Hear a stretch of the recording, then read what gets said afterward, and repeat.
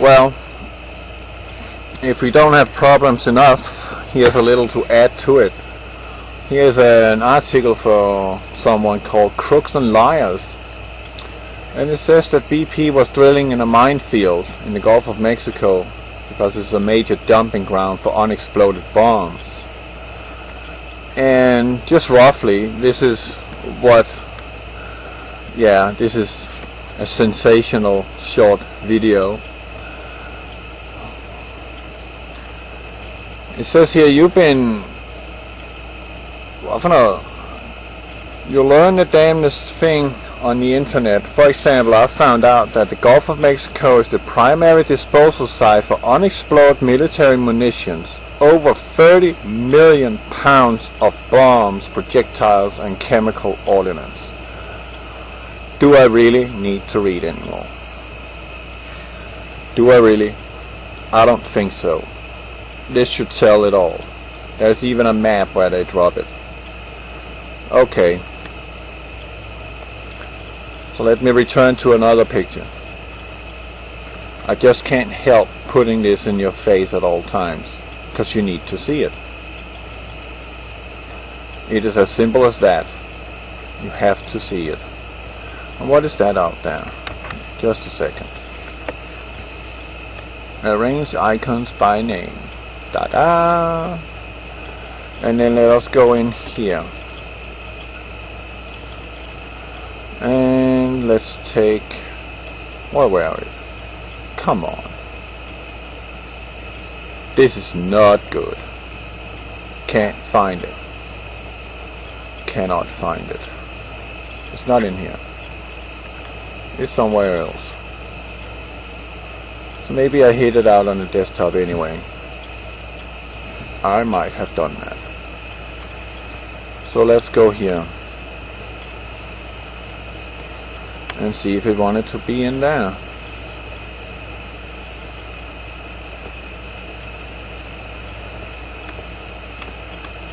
Oh, there it is. Now look at this. Well, in my 2-hour lecture yesterday, 2 hours and 22 minutes, I'm almost sorry, but when I get started I actually have something to say. But look at this, and then think about 30 million pounds of munition.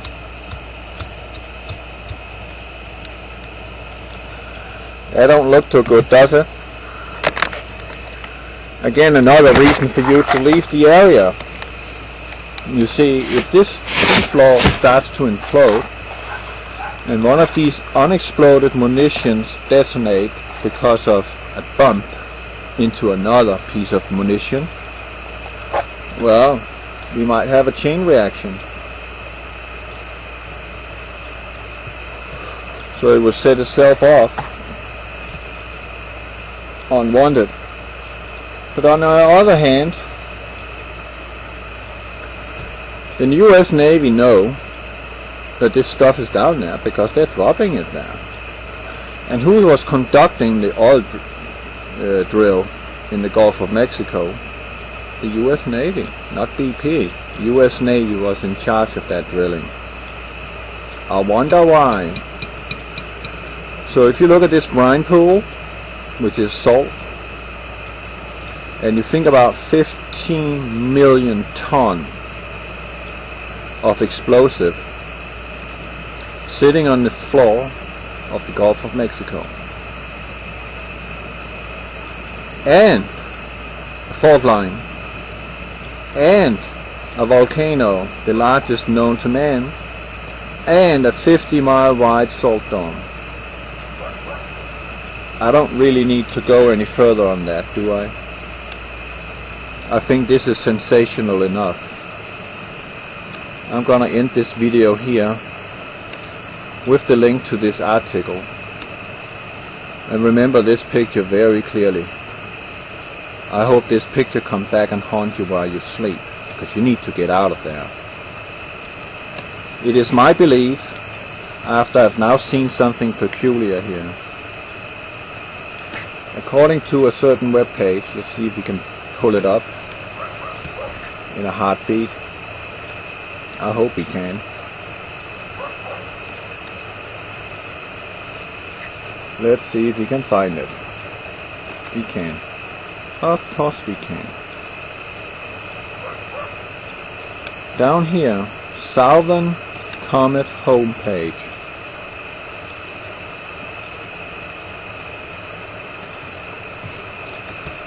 As far as I can see on this article, which is showing up now,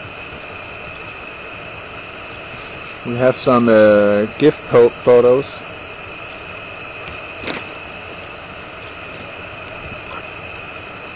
Let me see, here it is.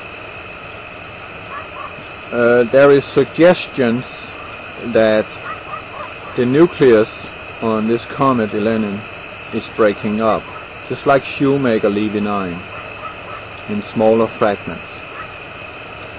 My question is, this one is flying pretty much alone, right? NASA sent a rocket up without announcing it officially that they are shooting something up in space. So maybe this was their attempt to put an end to this comet, because this comet was on collision course. But now, if it is disintegrating due to such an attempt, let's just play with the thought they did that. So now we have, if it is true, it is disintegrating, and if true, it's disintegrating because of a nuclear explosion in space, then there's every reason to believe that we will get an impact. Nostradamus talks about an asteroid hitting the Atlantic seaboard outside Africa by the islands called Azores. Edgar Cayce talks about a temporary flooding of the entire east coast all the way up to New York. A deep impact from an asteroid in the Atlantic will render the entire east coast of the United States of America, Mexico, South America, England, Ireland, and the rest of Europe, pointing towards west, rendered useless for decades to come due to a massive tidal wave coming in because of that. And it's not a tidal wave, it is actually a tsunami. How big that tsunami is, that depends on the depths of the waters it lands in. It also depends on the size, of course, and it also depends on the angle it comes in. So if this comet is disintegrating, then there is absolutely every reason to believe that some of these fragments will have another direction, which might be pointing towards us. So brace yourself and get under your tables, just like with the new nuclear drills. Take cover. But it's yet to be seen what this Elenin is. I believe there is a comet. I don't think it's a lie.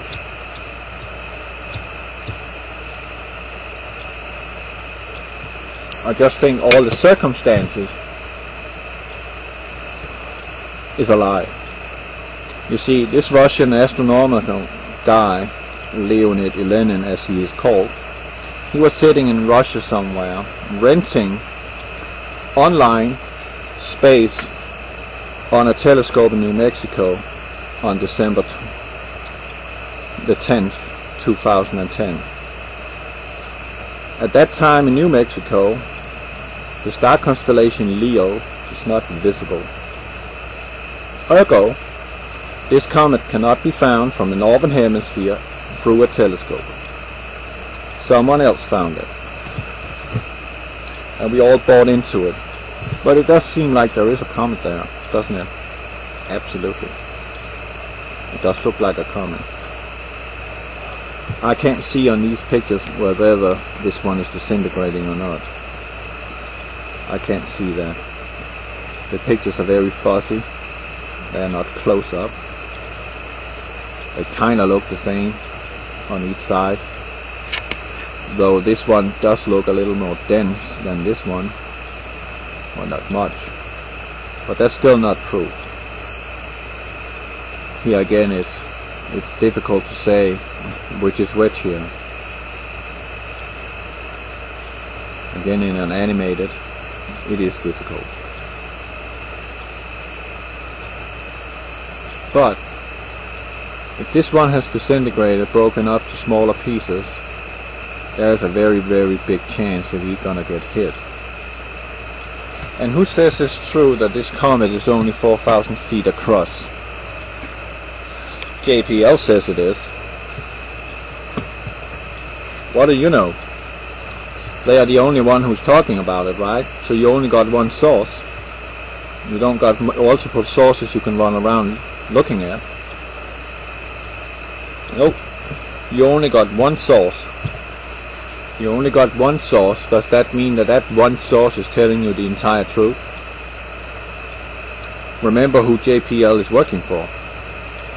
Not working for you. Trust me, they're working for your tax dollars. That's all. But they ain't working for you. Neither are NASA. They're two private organizations. Both of them. And NASA is still alive. Just not officially.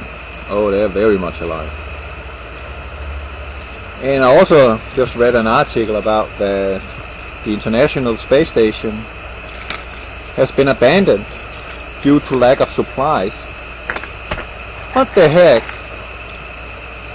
Wasn't there just 2 space shuttles up there saying hello?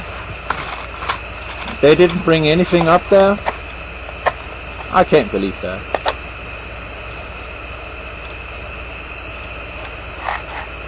I can't believe that an International Space Station, due to a Russian food depot, got damaged and they lost it.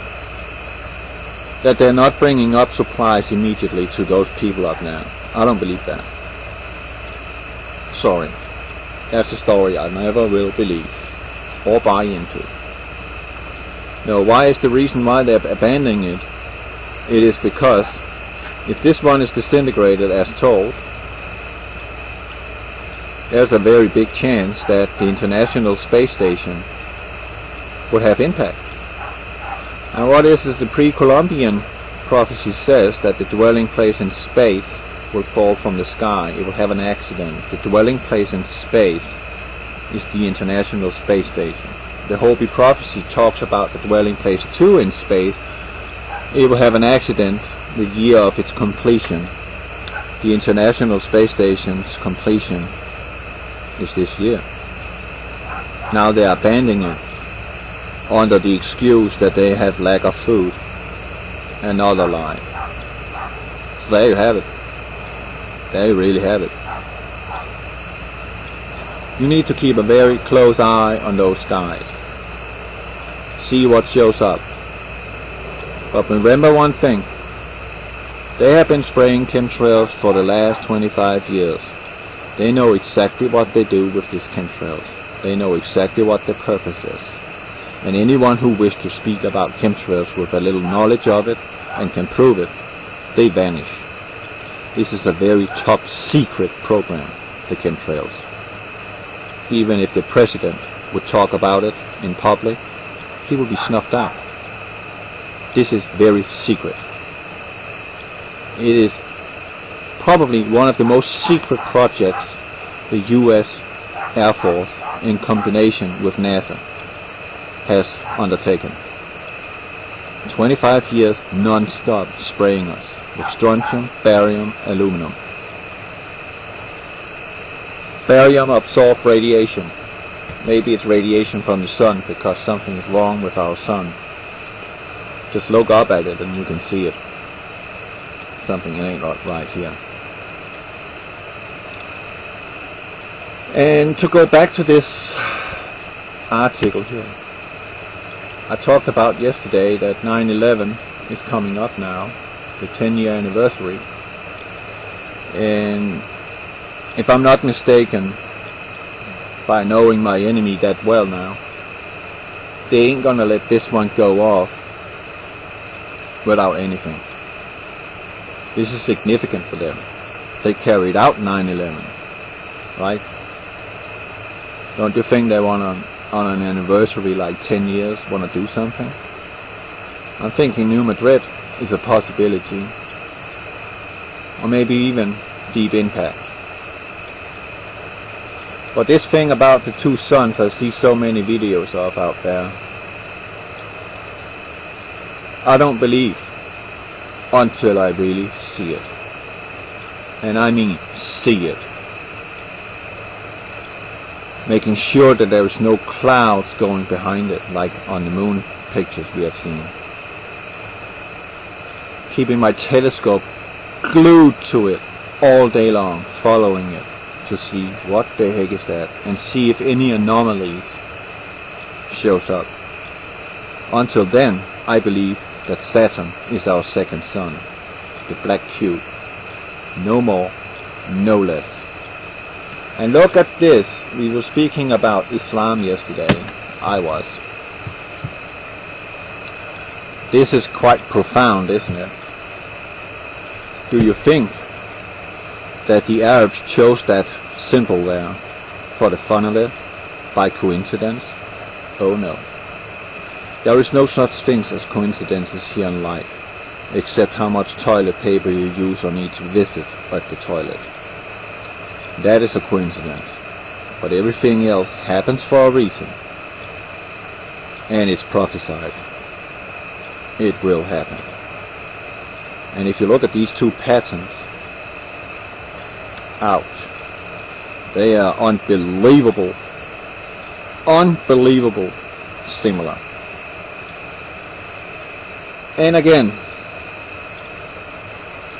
I say, the Vatican invented Islam to ensure future wars against Christians. They succeeded.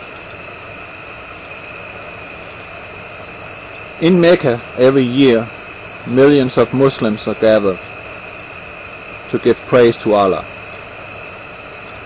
And they are kissing a rock on a black cube. And that black cube represents Saturn. And look at that flag they have there. I wonder if it really was an angel called Gabriel that came to Muhammad and not Lucifer himself and told him all the lies. Jesus didn't come here and started killing people, invading people. He didn't have 9 wives, did he? He wasn't suicidal, was he? Did he run around acting like he was a lunatic? No, he did not. He teaches us about love and mercy.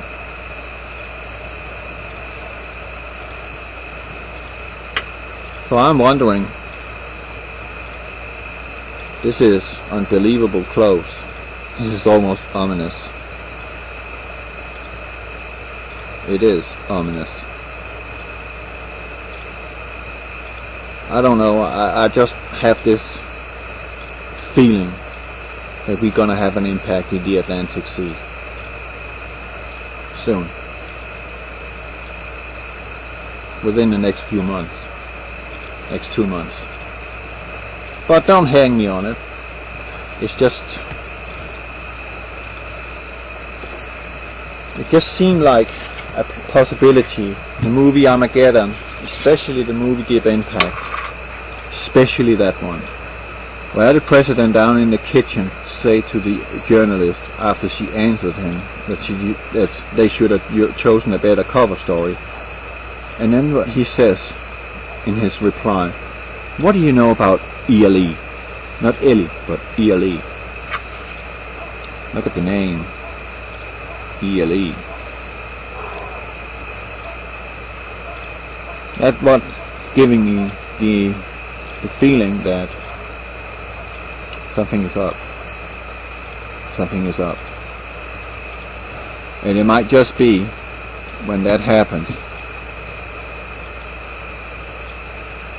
this stuff and this stuff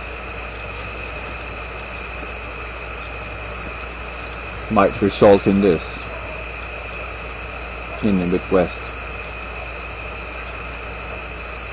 But let's see. Let's pray too that it doesn't happen. But we do know God is in control, but He's allowing certain things to take place. He is.